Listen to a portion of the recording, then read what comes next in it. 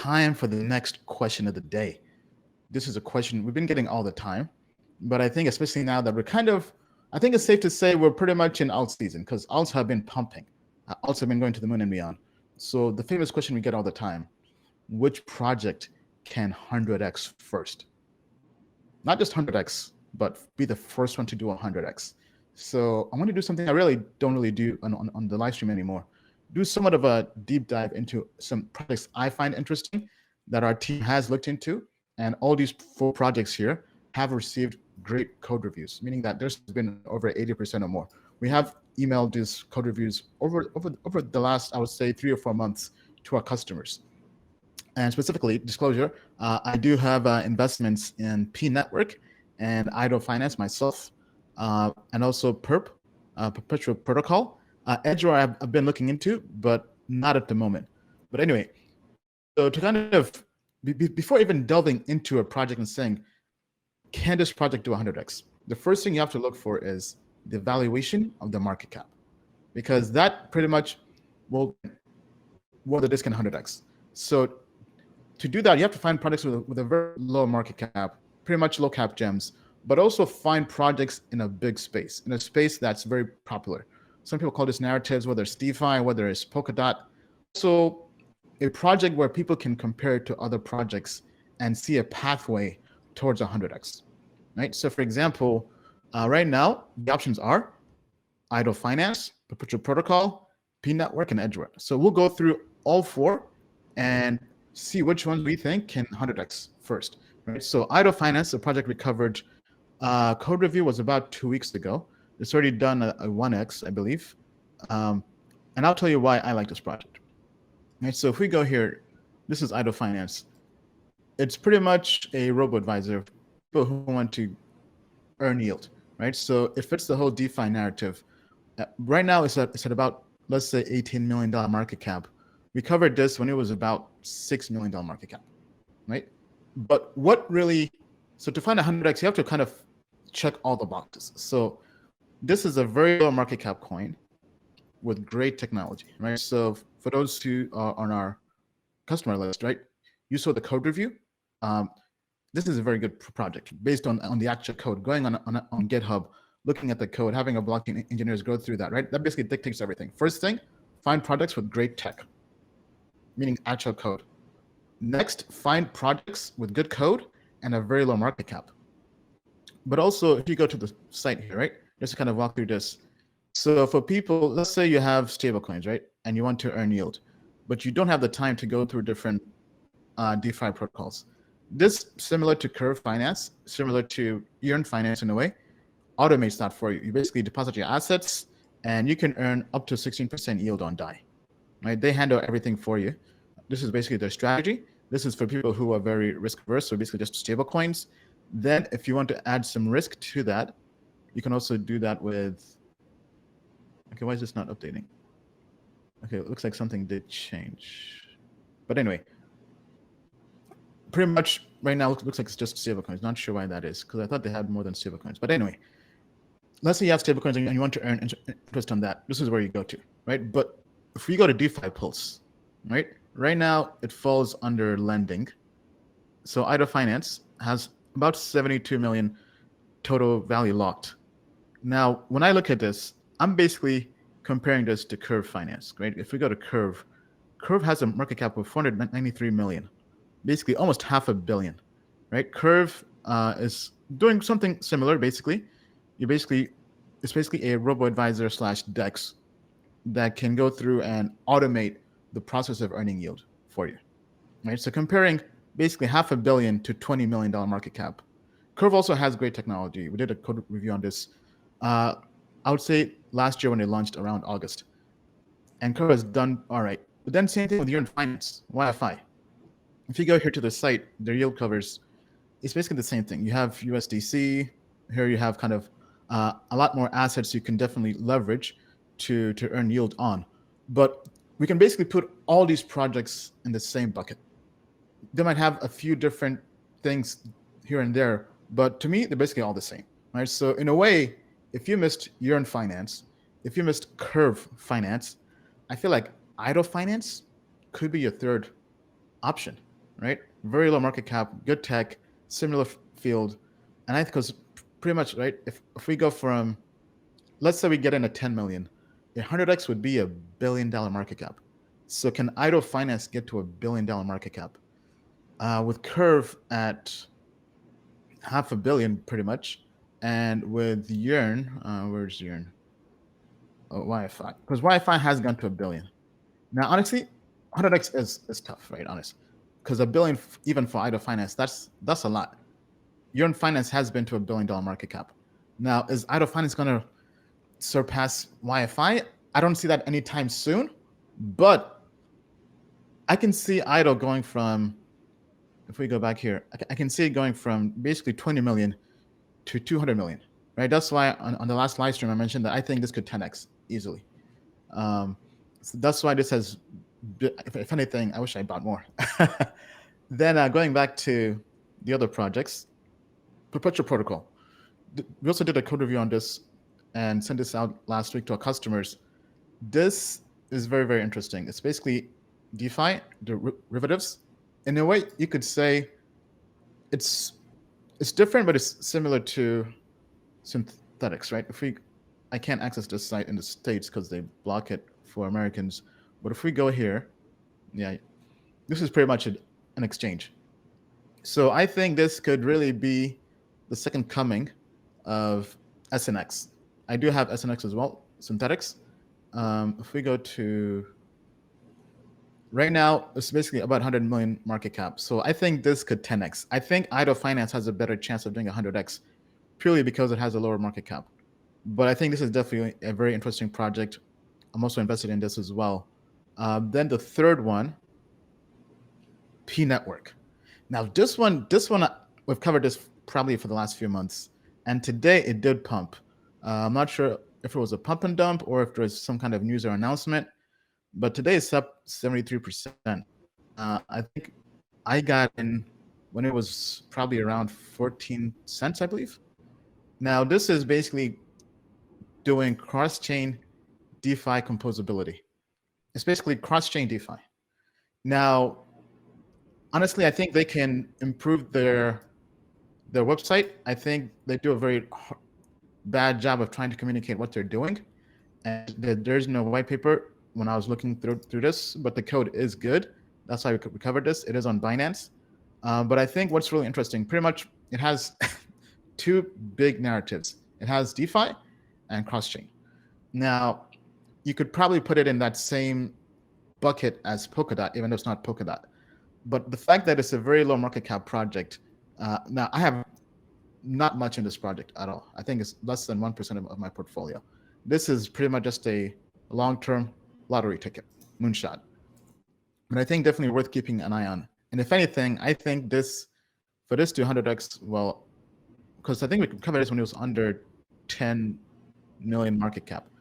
I think this could 100x, but I think this is very, very risky. I think idle finance is a safer play than this, but this has that chance.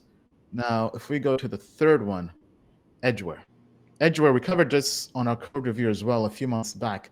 This is basically a smart contract platform on Polkadot. Right now, I've kind of been more of an ETH maximalist, but I've been doing more research into the Polkadot ecosystem.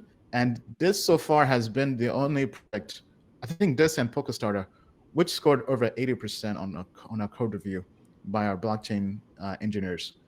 And I believe they're working on getting a parachain via the Polkadot parachain auction. But basically, smart contracts on Polkadot is big. But this has a higher market cap right now because it's already done a 10x. So if you got in then, I think this could easily 100x from the initial price, right? But if you get in now, because I could see this getting to $1 billion market cap because there's smart contract blockchain on Polkadot. Now, for perspective, Usama is also basically Polkadot testnet. This is almost $1 billion market cap.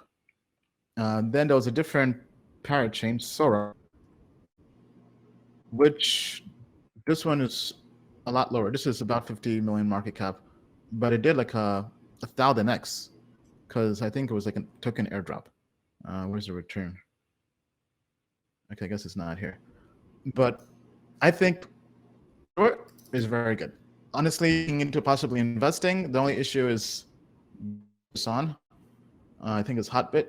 That's why I've kind of been avoiding Polkadot. But I think it's time for me to dive in, because if we go to markets here, yeah, it's on Hotbit, and I'm not the biggest fan of Hotbit. But yeah, those are the four projects. If I had to pick one, I think I would agree with the audience. I think idle will 100x first, but obviously 100x is not guaranteed. It's still a kind of a moonshot. But I think if we had to go through and say which one can 100x first from the current price as of today, I think idle finance. Perpetual protocol, I think, could be big. One of our blockchain engineers really loves this a lot. He's a trader as well. Bill, any comments on these four projects we've covered? All right. Well, let me put my 2 cents in on 100xing. So one of the things I really like about idle, if you can see my screen, is it looks like idle went way up and then everyone gave up. We talk about these give up trades, like right here.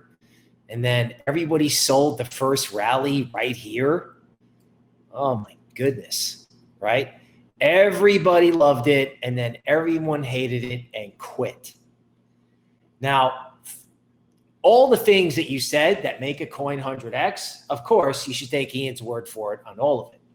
The only thing I can add to it is that there can be a real emotional charge from people who loved it, gave up, started hating it, and then when their original idea that this thing could moon actually starts happening, they FOMO back in even harder, right? So this idea that somebody gave up on this means this can possibly go up as much as Ian was discussing. Now, when we look at P Network, right? Whoops. Here's what I think is happening in P Network. Again, this was such a colossal give up trade, right? This is PNT versus Tether, right? And what happened down here was that this thing came out, everybody liked it, and then it got smashed, okay? It actually pumped twice before it got killed, right? And now we're breaking some diagonal lines in this coin. And what's happening? Well, you got this huge, crazy, move from 50 cents to $1.50 or so, the print tells you. Why is that? Well, one who loved it and then gave up on it. And then this one is love it, gave up, and then ignored it. They just blew it off. Guess what? Now they're back. They missed it. They ignored it. And now they're like, oh my God, I have to get in on it. So, what drives the type of FOMO, like what we've seen in GameStop, right? If they take GameStop from $5 to $350 or $700, then the definition of what can 100x in crypto just changed. Now, in terms of our derivatives play, perp, here's an idea. Perp does look like it's going to correct a little bit, I admit. But let me ask you something. What do you think of Wall Street after this week? What do you think about the idea that the only way anybody, and anybody is defined by retail and institutional, anyone's going to want to deal with anything financial unless it's decentralized, right? No one's going to want to be on a platform. No one's going to want to deal with a bank. No one's going to want to deal with anybody unless it's decentralized. Perp is decentralized derivatives, okay? And I was wondering, our blockchain engineer does like this. I was like, I wonder if this and SNX can become like the new version of like the equity derivatives or the derivatives units of banks like Goldman Sachs, JP Morgan, or Morgan Stanley, except they would be decentralized. Like, how big would the market cap be if this was a parallel or competing system or a winning system versus what those banks do? I mean, do banks and hedge funds have any friends in this world today? Is that going to change anytime soon? So I think Perp's got a really interesting story, and I think that can be way bigger than anyone thinks, especially after what happened this week. All right. And how about, did you cover that already? Did you say, what did you say? Edgeware, EDG. It's a smart contract on Polkadot. Okay, apologies. Seems we're having. Let me see if I can call it up here. Okay, so people are saying PNT was a Telegram pump and dump. So definitely does explain, because anytime you see a coin go up like 100% in a day, you know something fishy is going on. Either as big as an announcement, which I wasn't aware of, but it does make sense now. But anyway, either way, I still think it's a good low cap moonshot, but very, very risky. I would not, for all these projects, I would suggest not putting more than 5% of your portfolio into any of them. That's kind of my philosophy. Okay, here comes Edgeware, right? And again, this all fits the same line of, it's mooned, and then everybody came in and gave up, right?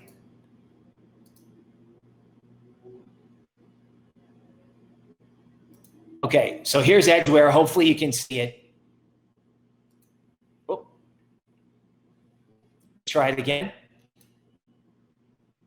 Edgeware looks like something that, people just simply gave up on. Okay, right here. Very big inflection point. It's at the 62% retracement of its recent rally. Normally, when you have a crypto like this, you want to see it holding above that level. So I know people love the Polkadot story. The Polkadot FOMO to me is actually, it's unbelievable, right? It's like, I missed DeFi, or I missed, Ethereum, or I missed some of the degen coins, or I missed Bitcoin, and I am going to get the Polkadot trade right. I am not going to miss it. That's usually a recipe for things turning out bad. Now, I'm not saying there's anything wrong with Edgeware. It doesn't look good. It doesn't look bad. It's definitely coming back. So that's good. But to really see this thing moon, I think it's got to be making new highs above where it is now on January 31st, right? If it continues to build and sort of slowly creep higher, that's where it can push for a broader moonshot. But it's got to prove that the bulls are in control. All right. Thank you, Bill. Okay, so let's go back to the question. So which project can 100x first? And the winner is, according to the audience vote, Edo Finance, followed by Perp, then PNet, then Edgeware. All right. What you think? Is there any project we missed? Tell us down below. I see people are saying the API 3, linear finance. Okay. XRP. XRP is always in the comments. InGen. Okay. Ari says InGen is better than Perp. I've been hearing a lot about InGen, injective protocol. I believe we did do a code review on this, but we prefer Perp compared to InGen. But I'll have to kind of go back and look at it because they have been making moves, and I know it has been money. Actually, there was a comment here from, I think, Alpha Diallo. Let me see if I can find it because comments are going so fast. I think Alpha Diallo said he made 100K in profits from P Network. Oh, man, that's great. Congrats. We call that we just landed on the moon. A moon Lambo. Now, the question is, and you cashed out? definitely take some profits. Take out at least your initial investment and then some. But if you're holding for the long term, definitely take out some initial. If it's a trade, then have your know or you take profits and get out. All right, but congrats, that's a big move. Token Metrics is a cryptocurrency investment platform that helps users leverage machine learning to become better crypto investors. Our in-depth analysis helps eliminate the emotions of investing, find profitable investment opportunities, and filters out scams. Learn more at tokenmetrics.com. Disclaimer: Token Metrics Media LLC does not provide individually tailored investment advice and does not take a subscriber's or anyone's personal circumstance into consideration when discussing investments, nor is it registered as an investment advisor or broker-dealer in any jurisdiction. Information contained herein is not an offer or solicitation to buy, hold, or sell any security. The Token Metrics team has advised and invested in many blockchain companies. A complete list of their advisory roles and current holdings can be viewed here at tokenmetrics.com/disclosures.